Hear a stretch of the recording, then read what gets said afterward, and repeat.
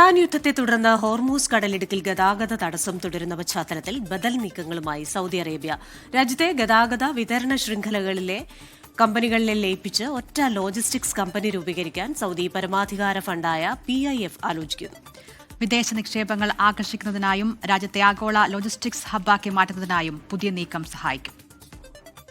തുറമുഖങ്ങൾ, റെയിൽവേ, കപ്പൽ ഗതാഗതം എന്നിവയുമായി ബന്ധപ്പെട്ട് സൗദി പബ്ലിക് ഇൻവെസ്റ്റ്മെന്റ് ഫണ്ടിന്റെ കീഴിലുള്ള വിവിധ കമ്പനികളെ ഒരൊറ്റ കുടക്കീഴിലേക്ക് കൊണ്ടുവരാനാണ് നിലവിൽ ചർച്ചകൾ നടക്കുന്നത്.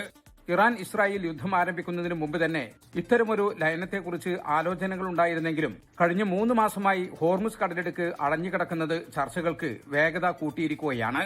വിതരണ ശൃംഖല തടസ്സപ്പെടാതിരിക്കാൻ ചെങ്കടലിലെ ജിദ്ദ, യാംബു തുടങ്ങി സൗദി തുറമുഖങ്ങളെ പരമാവധി പ്രയോജനപ്പെടുത്തുകയാണ് പുതിയ നീക്കത്തിലൂടെ രാജ്യം ലക്ഷ്യമിടുന്നത്.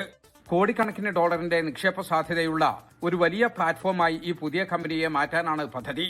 ഭാവിയിൽ രാജ്യാന്തര നിക്ഷേപകരെ പങ്കാളികളാക്കാനും IPO വഴി ഓഹരിയിൽ വിപണിയിൽ ഇറക്കാനും സൗദിക്ക് ആലോചനയുണ്ട്. സൗദി വിഷൻ 2030ന്റെ ഭാഗമായി ഏഷ്യ, യൂറോപ്പ്, ആഫ്രിക്ക എന്നീ ഭൂഖണ്ഡങ്ങളെ ബന്ധിപ്പിക്കുന്ന പ്രധാന ആഗോള ലോജിസ്റ്റിക്സ് കേന്ദ്രമായി രാജ്യത്തെ മാറ്റാൻ ഇത് സഹായിക്കും. $8.3 ബില്യൺ മൂല്യമുള്ള national shipping company, Saudi global ports, Saudi railway company എന്നിവയെല്ലാം ഈ പുതിയ സഖ്യത്തിന്റെ ഭാഗമാകുമെന്നാണ് റിപ്പോർട്ടുകൾ സൂചിപ്പിക്കുന്നത്. 24 ജിദ്ദ.